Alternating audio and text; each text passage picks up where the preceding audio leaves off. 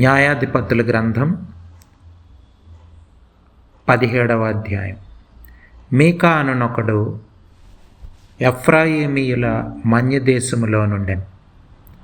అతడు తన తల్లిని చూచి, నీ యొద్ద నుండి తీసుకునే రోకలు అనగా నీవు ప్రమాణం చేసి నా వినికిడిలో మాటలాడిన ఆ 1100 వెండి రోకలు నా యొద్దనున్నవి.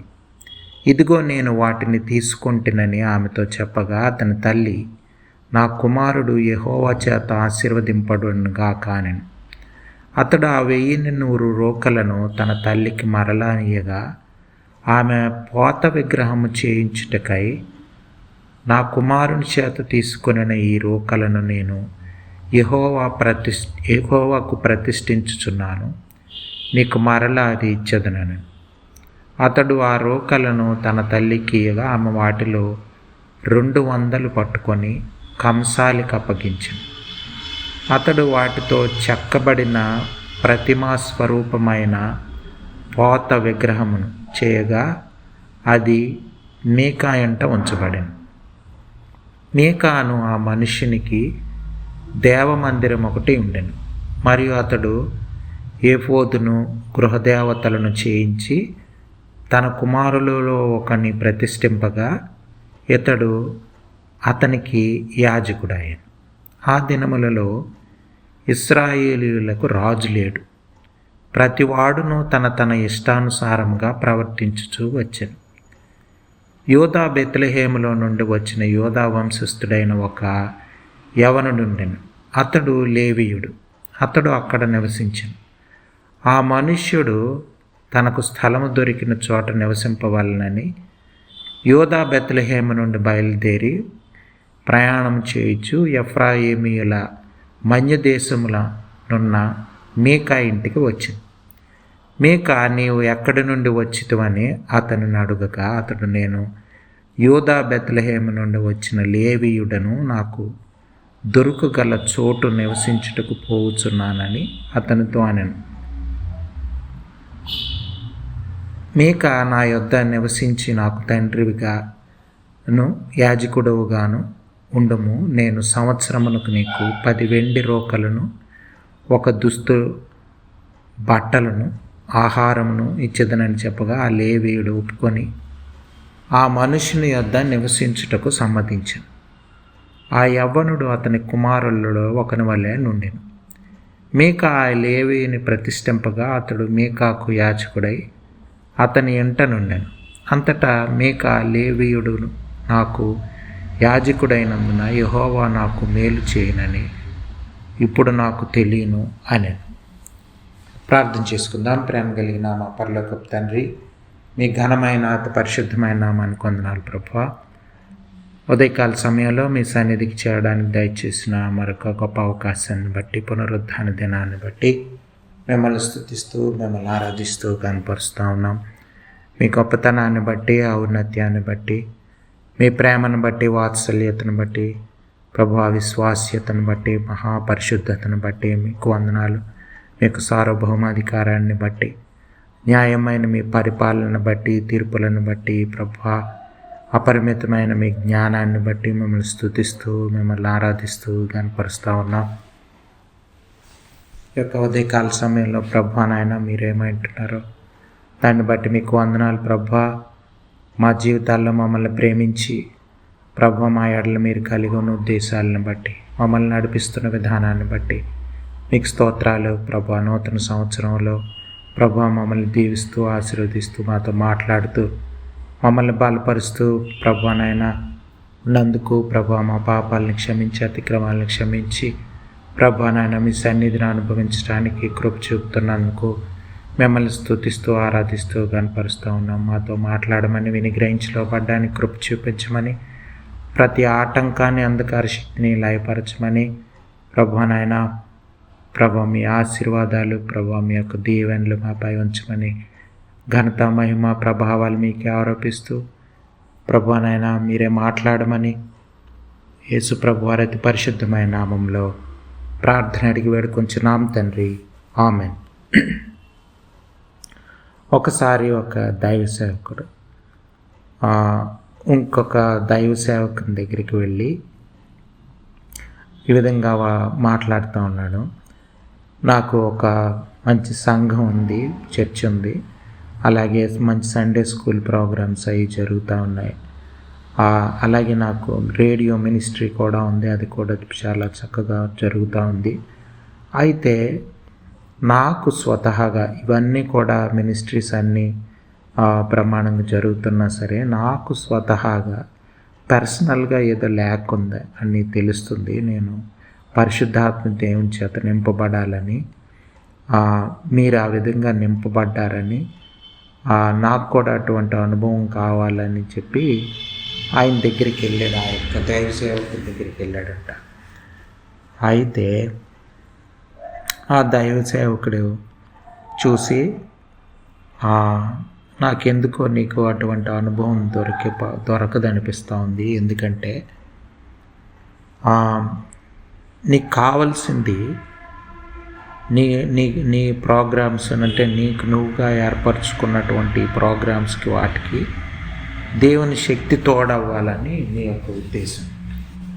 అయితే నిజానికి దేవుని ఉద్దేశం, లేకపోతే క్రైస్తవ జీవితం, లేకపోతే పరిచర్యలు అనేవి ఈ విధంగా లేవు. ఈ విధంగా కాదు మనం చేయాల్సింది, లేకపోతే ఆ విధంగా అని బైబిల్ చెప్పట్లేదు. సో మనం నీకు కావాల్సింది ఏంటంటే, దేవుని చేత నువ్వు సంపూర్ణంగా దేవునికి సమర్పించుకోవాల్సిన అవసరం ఉంది. దేవుడు ఏం చెప్తే అది చేయాల్సి ఉంది అని చెప్తూ ఆయనకు ఉదాహరణగా ఏం చెప్పాడంటే, నీ దగ్గర ఒక పెద్ద కారు ఉంది, కానీ నువ్వు దాన్ని డ్రైవ్ చేస్తున్నావు. కానీ ఇప్పుడు ఏం చేయాలంటే, ఆ కారు తాళాలు దేవుడికి ఇచ్చి నువ్వు డ్రైవ్ చేయాలి. నువ్వు వెనక్కి కూర్చోవాలి. అయితే వెనక్కి కూర్చున్నా సరే, నేను దేవునికి అటెళ్ళు ఇటెళ్ళు అని చెప్పే అవకాశం ఉంది అని అంటే, ఇప్పుడు అన్నాడు అలాగ అలాగా దేవునికి చెప్పేటట్లయితే నువ్వు ఏం చేయాలంటే, ఆ స్టీరింగ్ అయ్యి కనబడని చోట్ల కూర్చొని నువ్వు కామ్గా ఉండాలి, దేవుని చేత నడిపించబడాలి అన్నది అర్థం చేసుకోమని చెప్పాడు. సో ఇక్కడ మనం నేర్చుకోవాల్సింది ఏంటంటే, ఈ రోజుల్లో మనం గమనిస్తే, మనం చూస్తే పరిచర్యలు కావచ్చు, సంఘాలు, కుటుంబాలు, క్రైస్తవ కుటుంబాలు, వ్యక్తిగత జీవితాలు ఎవరిష్టానుసారంగా వాళ్ళు నడిపించుకుంటూ ఉన్నారు. అంటే సక్సెస్ అవ్వడం, సంతోషకరమైన జీవితం జీవించాలనుకోవడం, వాటి నిర్వచనాలు ఎవరికి వారే నిర్వచించుకోవడం వలన ఇటువంటి పరిస్థితి వస్తుందని మనం అర్థం చేసుకోవాలి. ఇక్కడ న్యాయాధిపతుల కాలంలో జరిగినటువంటి ఒక సంఘటన మనం చూస్తే, 17వ అధ్యాయంలో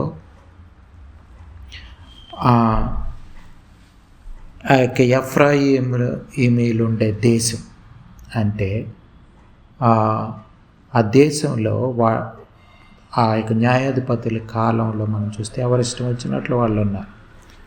ఆ ఎఫ్రాయిమీలో ఒక అతను అతను విగ్రహారాధన మొదలెట్టు, ఆయనే విగ్రహారాధన చేస్తూ దేవుని సాయం దొరుకుతుందని అనుకునే ఒక సంఘటన.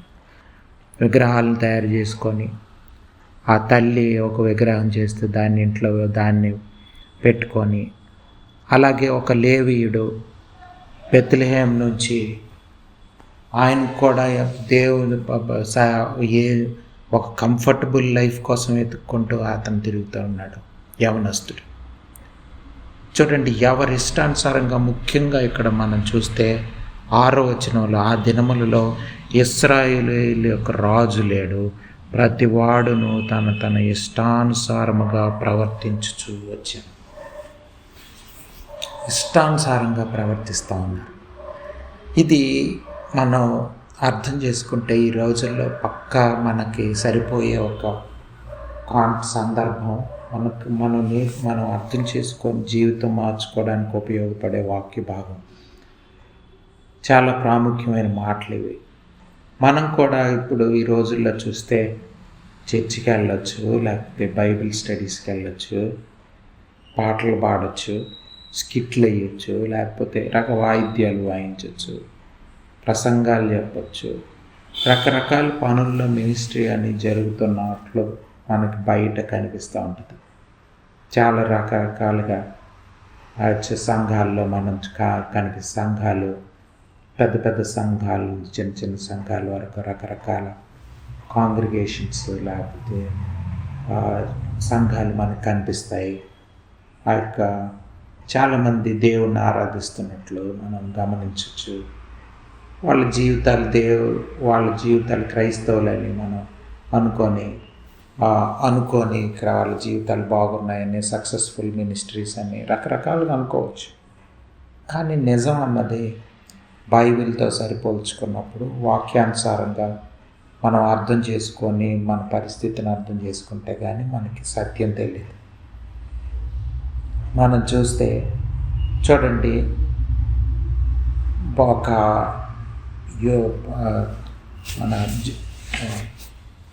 యోనా తను మినిస్ట్రీ చేశాడు 120 సంవత్సరాలు. బోటు కడుతున్నంతసేపు దేవుని యొక్క ప్రళయం వస్తుంది, రక్షింపబడండి, బోట్లోకి మనం వెళ్ళాలి అని బోటు తయారు చేసినంతకాలం ఆయన బోధిస్తూనే ఉన్నాడు. కానీ ఎవరు ఆయన మాట నమ్మలేదు.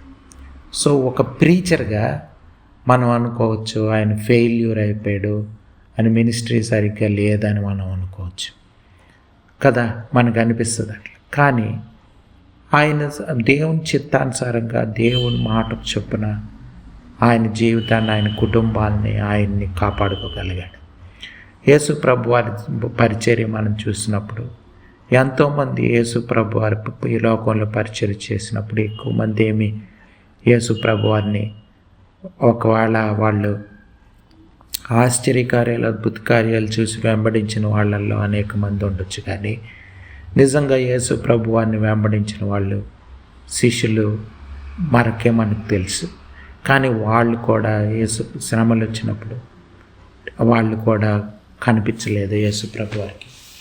సో మనం అర్థం చేసుకోవాల్సింది ఏంటంటే, మనం ఒక విధంగా అనుకుంటూ ఉంటాం, మనం ఏదో పరిచర్య చేస్తున్నట్లు, మనం ఏదో మినిస్ట్రీ చేసేస్తున్నట్లు, మనం ఏదో అని మనమే అనుకోవచ్చు. దేవుడు సాయం చేస్తున్నట్లు, దేవుడే నడిపిస్తున్నట్లు, మన కుటుంబాలని, మన వ్యక్తిగత జీవితాలని దేవుడే నడిపిస్తున్నట్లు, దేవుడే మనల్ని చేస్తున్నట్లు మనకు అనిపించవచ్చు. కానీ చాలాసార్లు అలా ఉండదు.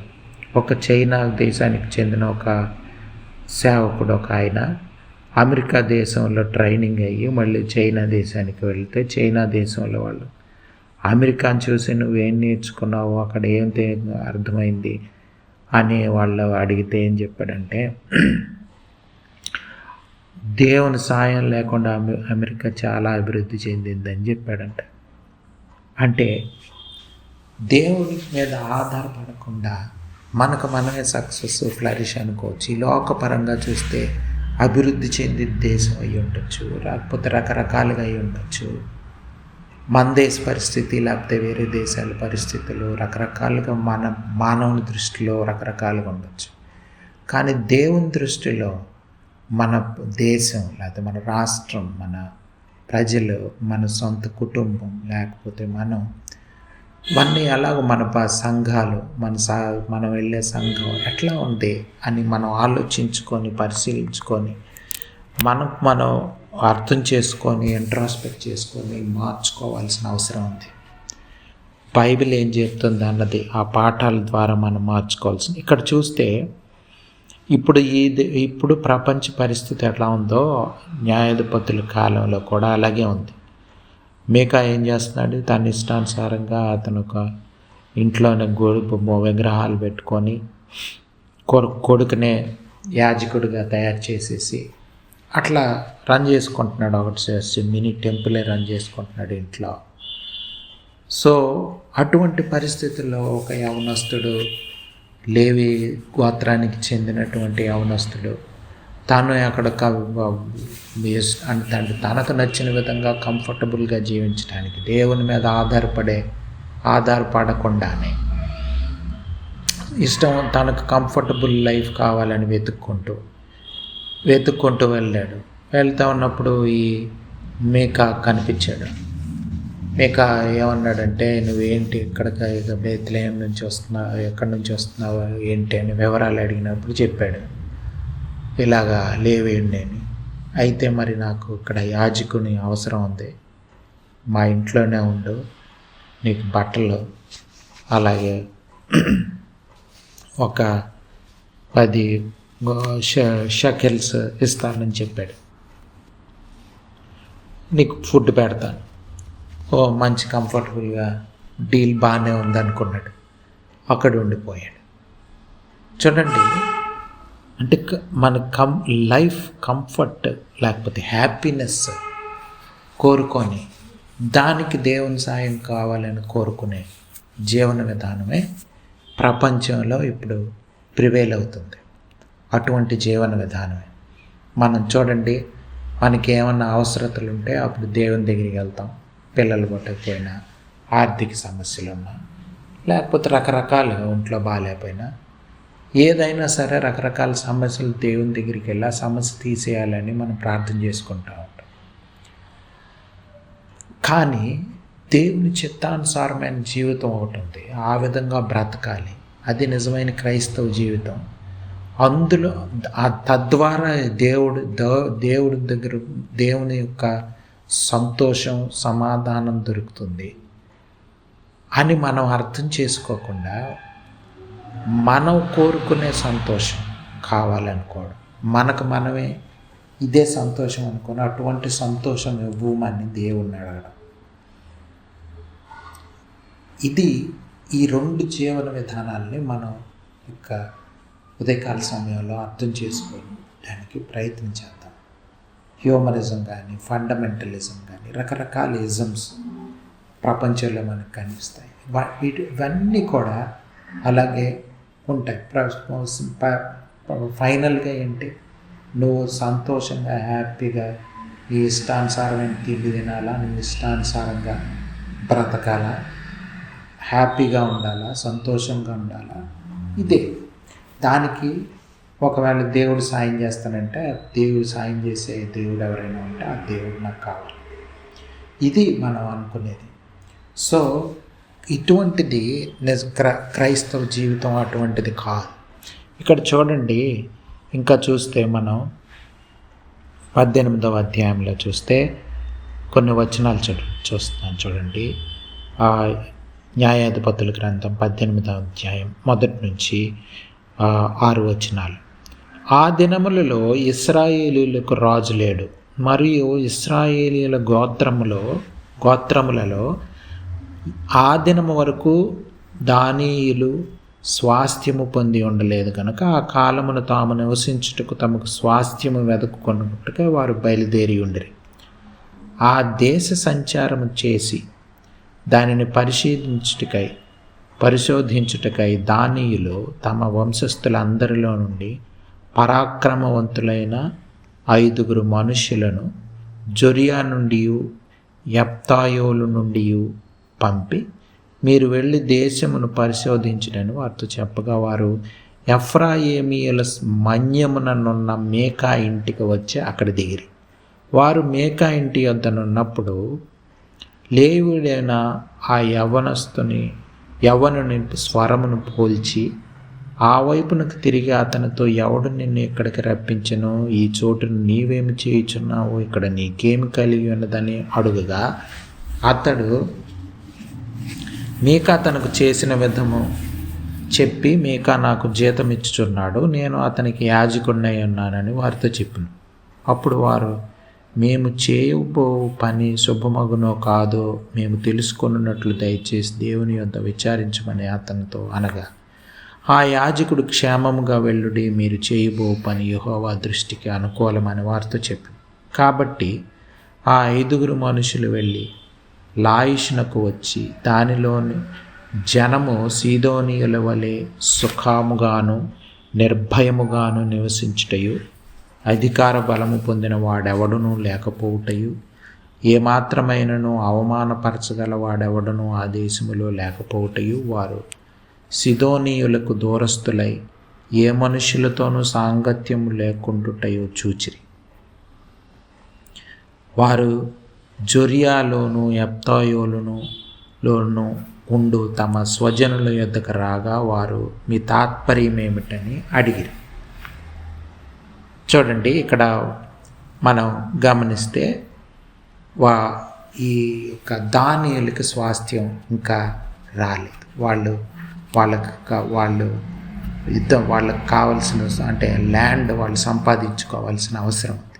అయితే వాళ్ళు వేగులు అన్న స్పైస్ని వాళ్ళని చూసి అక్కడికి పంపిస్తూ ఉన్నారు. కొంతమందిని సెలెక్ట్ చేసి పీపుల్ని ఒక 5 సెలెక్ట్ చేసి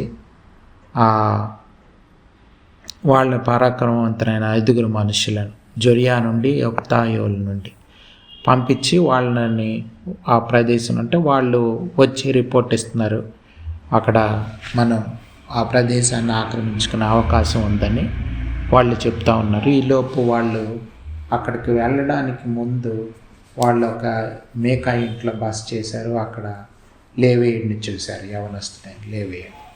అక్కడ ఏం చేస్తున్నామంటే చెప్పాడు. సో వాళ్ళు సరే అని ఆ తర్వాత ఇంకా చూస్తే చూడండి 14వ వచనం నుంచి చదువుతున్నాను. కాబట్టి లాయిషు దేశమును సంచరించుటకు పోయిన 5 మనుషులు ఎవరైతే స్పైస్ ఆ దేశానికి వెళ్ళి చూశారో 5 సహోదరులను చూచి ఈ ఎండ్లలో ఎపోదును గృహదేవతలను చెక్కబడిన ప్రతిమయు పాత విగ్రహమును ఉన్నవని మీరు ఎరుగురా, మీరేమి చేయవలనో దాని యోచన చేయుడనగా వారు ఆ తట్టు తిరిగి ఆ లేవీయుడైన ఆ యవనుడున్న మేకా ఇంటికి వచ్చి అతని కుశల ప్రశ్నలు అడిగిరి.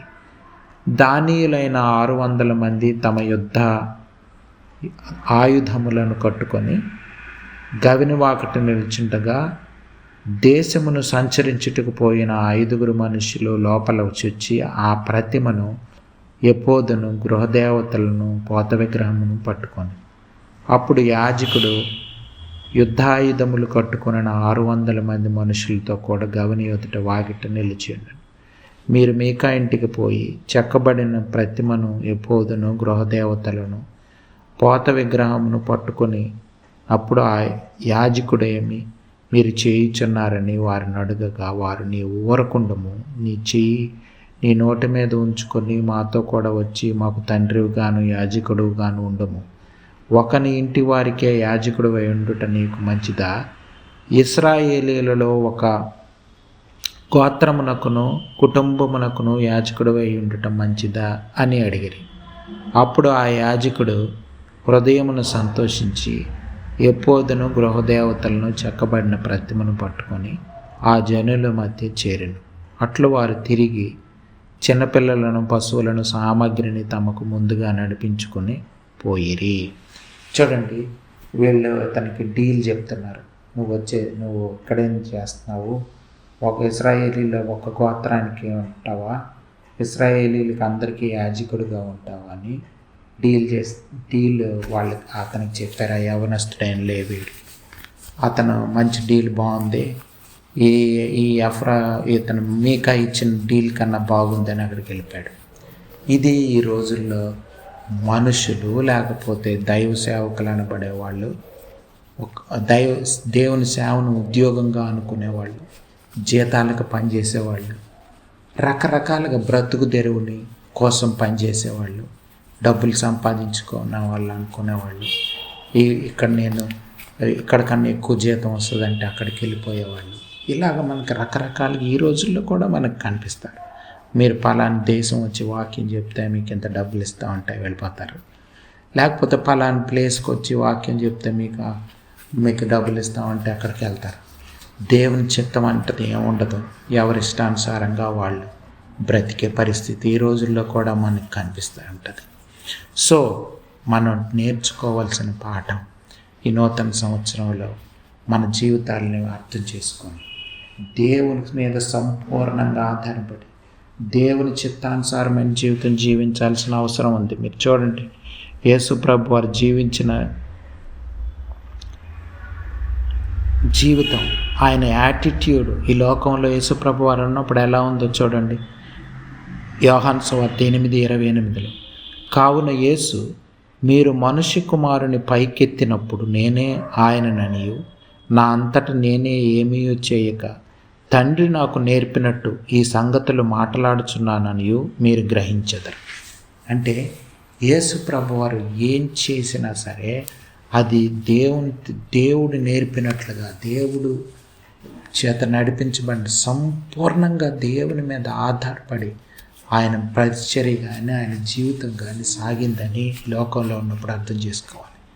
ఇటువంటి జీవితాన్ని ఆయన జీవించి మనకు చూపించడానికే యేసు ప్రభు వారు ఈ లోకానికి వచ్చారు. ఆయన జీవించి చూపించాడు.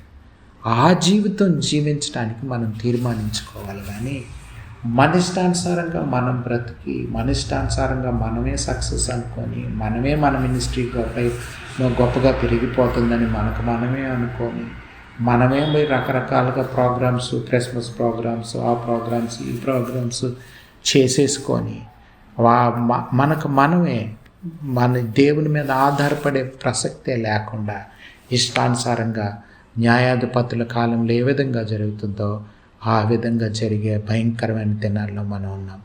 అర్థం చేసుకుందాం. ఈ వాక్యాన్ని అర్థం చేసుకొని మన జీవితాలను మార్చుకోవడానికి ప్రయత్నం చేద్దాం. యేసు ప్రభు వారు చూపించిన జీవితం చూడండి. గలతీయులకు రాసిన పత్రికలో 2వ అధ్యాయం 20వ వచనంలో మనకు తెలుసు. పౌలు భక్తుడు అటువంటి జీవితాన్నే ఆయన జీవించి యేసు ప్రభు వారు జీవించి చూపించిన జీవితాన్నే ఆయన కూడా జీవించి చూపించాడు. అందుకే ఆయన ఈ మాట చెప్పగలుగుతున్నాడు. గలతీ 2:20 నేను క్రీస్తుతో కూడా సిలువ వేయబడి ఉన్నాను, ఇకను జీవించువాడను నేను కాను, క్రీస్తే నా యందు జీవించుచున్నాడు. నేనిప్పుడు శరీరమందు జీవించుచున్న జీవితము నన్ను ప్రేమించి నా కొరకు తన్ను తాను అప్పగించుకున్న దేవుని కుమారుని యందలి విశ్వాసము వలన జీవించుచున్నాడు. ఇది క్రైస్తవ జీవితం. మనం జీవించాల్సిన విధానం. యేసు ప్రభు వారు జీవించి చూపించిన జీవితాన్ని ఆయనతో పాటు శరీరమందు మరణించాము, ఆ సిలువ వేయబడి ఉన్నాము.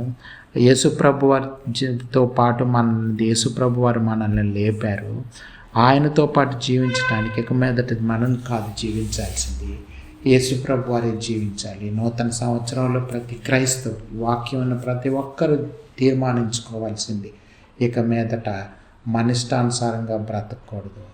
దేవుని చిత్తం దేవునికి సమర్పించుకుందాం, దేవుని ఇష్టానుసారంగా బ్రతుకుదాం. అటువంటి జ్ఞానం, అటువంటి విశ్వాసం, అటువంటి ధైర్యం పరిశుద్ధాత్మ దేవుడు ఉదయకాల సమయంలో వాక్యం ఉన్న ప్రతి ఒక్కరికి దయచేయాలని ప్రార్థన చేసుకుందాం.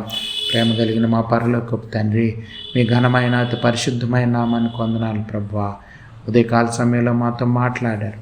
భయంకరమైన దినాల్లో మేము ఉంటున్నాం ప్రభువా. నాయన మాకు కావలసిన జ్ఞానం ప్రభు, ఆత్మీయమైనటువంటి ఆహారం దయచేశారు ప్రభువా. మేము నిజంగా అర్థం చేసుకొని వాక్యాన్ని ఇంకా ధ్యానం చేసి ఇంకా అర్థం చేసుకొని మన జీవితాలు మార్చుకోవడానికి, పరిశుద్ధాత్మ దేవుని స్వరం వినడానికి, లోబడడానికి సహాయం దయచేయమని ఘనత, మహిమ, ప్రభావాలు నీకే ఆరోపిస్తూ యేసు ప్రభు వారి పరిశుద్ధమైన ప్రార్థన అడిగి వేడుకుంటున్నాం తండ్రి.